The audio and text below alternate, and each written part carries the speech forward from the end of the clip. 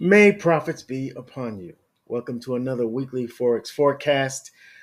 We are going to be looking at the US dollar index, the Euro USD, Pound USD, NZD USD, that's New Zealand dollar USD, Aussie dollar USD, Canadian dollar USD. I didn't say USD CAD, I said Canadian dollar USD. Tell you why in a minute. The Swiss franc USD and the Japanese yen USD. So those last three differently because in the inverse of the USD CAD, USD Swiss, and USD JPY because I'm looking at the futures markets. All right, the futures market. So when you trade currencies on the spot, you are automatically trading against the US dollar. So, that it's we're looking at the Swiss against USD. You understand?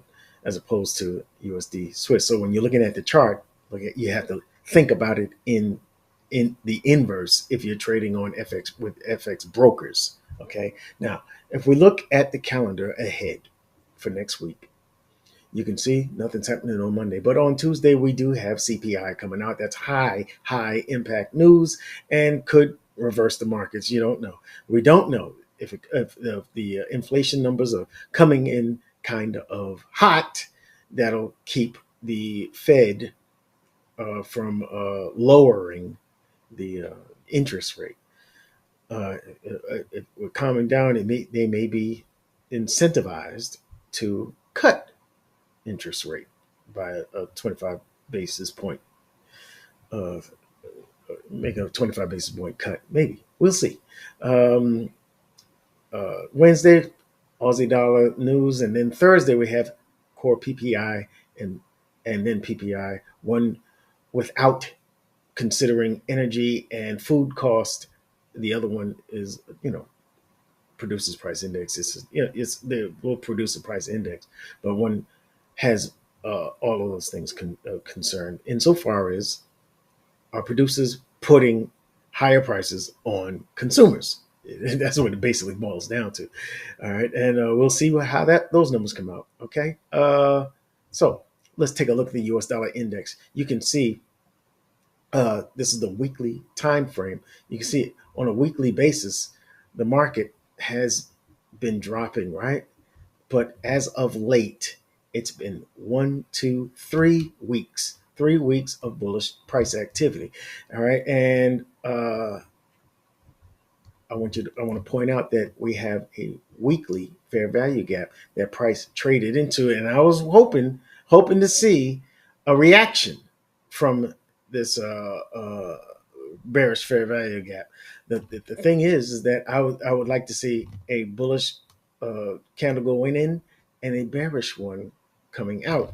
That's the way I like to see the reactions. But this one has produced last week another bullish close, and it closed higher than the previous week. Not only did we take the previous weekly high, but we closed the candle above that previous week. So closing a bullish close inside of a fair value gap is kind of more bullish indication than bearish indication. So we may see price take that high as well this week. All right, because we closed higher. If we had closed within the range of this candle, I would be thinking that we would be setting up for a push down. All right, so that's something to bear in mind. Also, if we go down to the daily, you can see that there is a daily fair value gap here. All right, between that low and this low, and I pointed this out the last couple of weeks. We have a volume price, a volume. What do you call it? A volume uh, imbalance. All right, a volume imbalance here. All right, there's a price gap. All right, and market when it comes back up to these price gaps, it usually has acts as a speed bump, and that's exactly what it did Friday. You can see a bearish close behind it, but there's no follow through. All right, Should we see a follow through this week? I don't know. But what we have here is a sell off before a stronger buy up. And I like that as a bullish indicator. I think we're going to go higher into the weekly fair value gap and the overlapping daily fair value gap. I said this last week. I said we were probably going to be drawn to the. My mouse is starting to act funny. We're probably going to be drawn to this doggone daily fair value gap within the weekly fair value gap, and that's exactly right. When we was heading down, I said, we're probably going to be going up this way, and we did. All right, so now that we're here, are we going to see that bearish reaction?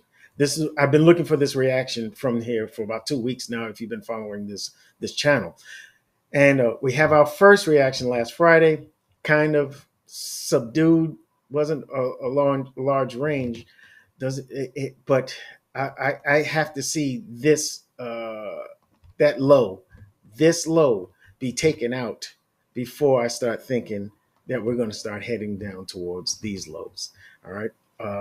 So as long as this low is intact, I'm thinking bullishly because we've already had a bullish break of market structure already.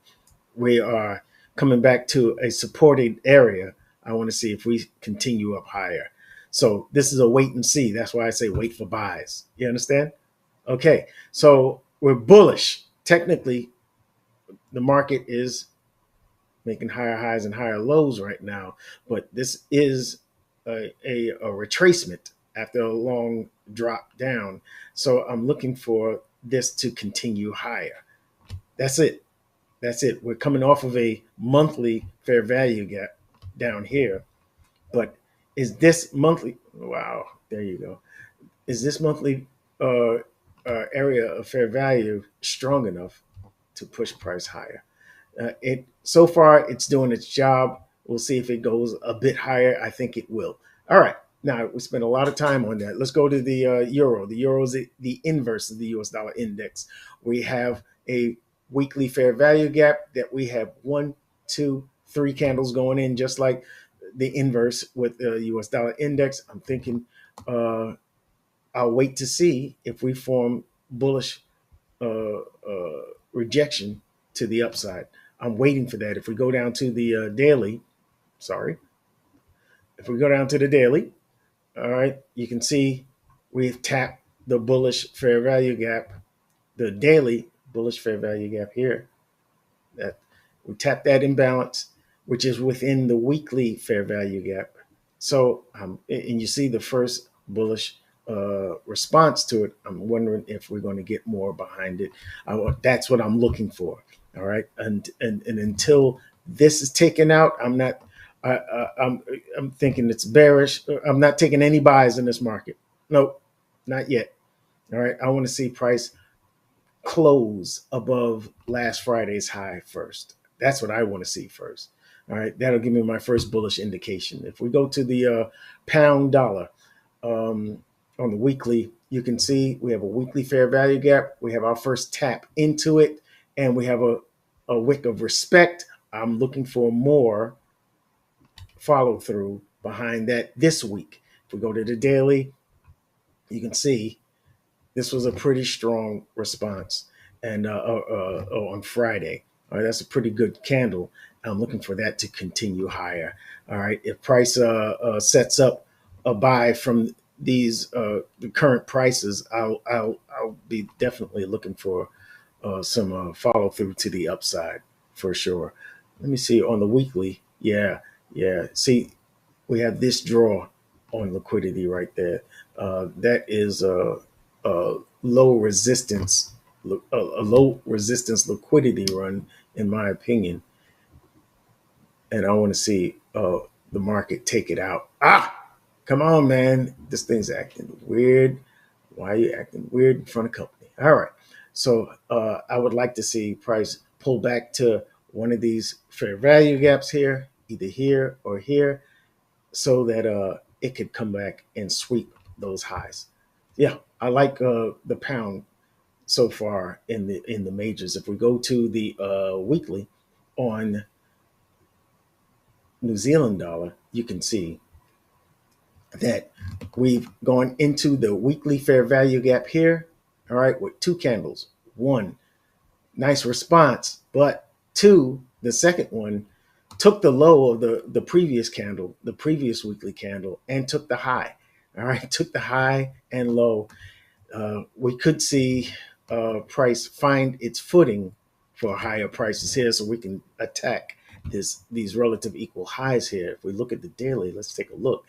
It's looking very bearish. I'm not taking any buys in this market until I see a break of market structure to the upside. All right, because it's looking pretty weak. We had a very strong push higher here. Sorry. All right, and then we move to the side here, failing to go higher than the high, failing to make a new high. But we have a strong draw on liquidity here, these relative equal highs up here, and we have this bullish fair value gap, which is intersected by this this high here, which is the mark for the area of fair value. I'm looking for price to tap that and find its footing for higher prices. But until I see a market structure shift to the upside, I'm not going to participate in this market. All right. Now we could be creating it here with this high. If price takes this, swings those lows, take those lows out, tap into the bullish fair value gap, and find support to go higher, I would love to take this as a high probability trade. If it takes out that high, boom, this is the higher probability trade right here. As soon as it breaches that high after taking this fair value gap there. If we go to the Aussie dollar on the weekly, I said the weekly, not the daily. If we go to the Aussie dollar, I got old markings on here. Oh boy. All right, I got to clean up. What is really going on here? All right, yeah, I had put out some notes for others. Okay, so we have a weekly fair value gap here, right? That has not been tapped into yet. We have a bearish candle close from last week. I'm looking for price to come towards these lows as a draw on liquidity into the weekly fair value gap here for higher prices. That's what I'm looking for. If we go to the daily, you can see the market did make highs, unlike new highs, unlike what the New Zealand dollar did. Failed to make new highs, remember? All right.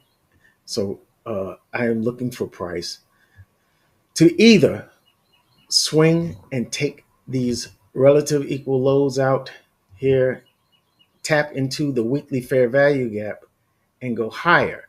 That would mean a day or two of bearishness before it picks up. Remember, we got news on Wednesday for the Aussie dollar, so maybe that might be what it needs to in order to find support.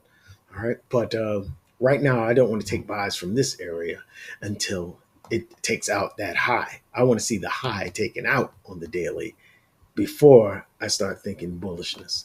All right, I want to see a market structure shift to the upside before I see that. All right, I'm thinking we're going to see that market structure shift down here once it reaches the weekly fair value gap. If we go to the Canadian dollar on the weekly, we have a bullish fair value gap. We also have a daily fair value gap overlapping that weekly fair value gap. I'm sorry. All right. So we have the weekly fair value gap. We have a daily fair value gap overlapping on the lower time frame. I'm looking for, you see how price is beaming towards that those fair value gaps, that confluence of support. I'm looking for that support to be found in order for price to come back to that old high and take out these relative equal highs here. All right, I think those are going to be the draw for liquidity to the upside. Yes, on the U.S. dollar. I mean the Canadian U.S. dollar. All right, the Canadian dollar is going to find some strength. All right, even though we had a couple of bad days in a row since Wednesday, I suppose. I think we're going to find our footing here and push higher there. Okay, let's go to the Swiss franc. I'm sorry. If we go to the weekly, we're on the Swiss franc now. On the weekly, you can see, I keep going to the weekly because we have a weekly fair value gap. That's what price is playing in right now. I remember pointing it out a couple of weeks ago. I said, we have one candle. I'm looking for a 2 candle return. That second candle, that second bullish candle was weak as could be. But the third candle, you would think you would see maybe some more, some continuation. You see how troublesome it was to try and get a close below that? I think we're going to find our footing here. I think we're going to find our footing for higher prices. And I do believe we are heading towards that high. So we're going to, this is the lower hanging fruit here, the first target, and then the second target. I think that we're going to find some bullish price action in the days ahead. If we go to the daily, you can see how it's kind of grinding its way down into the weekly fair value gap.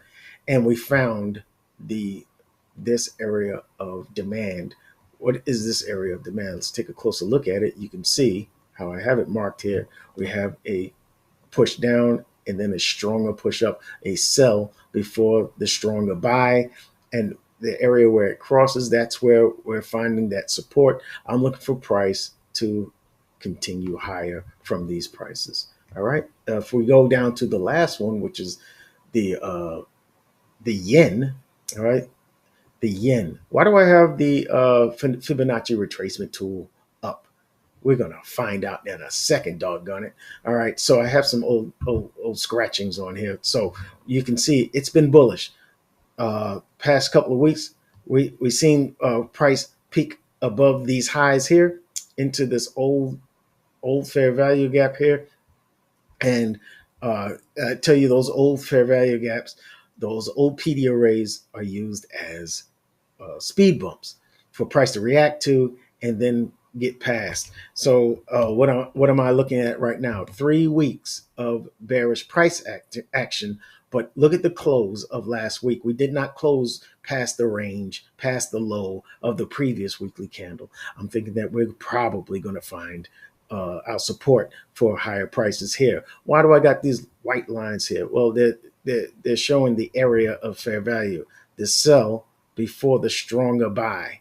All right, the stronger buy up. We'll come back to that area. That's where I told you we'll probably find our support. If we go to the daily, you can see I have the same area here, right? A sell before a stronger buy up, and price has found its way into that order block, and you can see how it's trying to grind through it, but with it's not given that kind of follow through. Yeah, we have a bearish fair value gap here, right? And I want to see, but I think that we have a confluence of support here in the larger weekly fair value gap, the smaller daily fair value gap, all lined up right here. And that's why I have the Fibonacci retracement tool. I have the high here and the low of the range. And we pulled back to the 618 golden ratio, the Fibonacci retracement tool golden ratio. And this is where we often find support for higher prices. So I'm looking for that and targeting this high, and this high, and ultimately that high. I don't know if we get there this week or next week, but this week, these targets are doable from these current price range.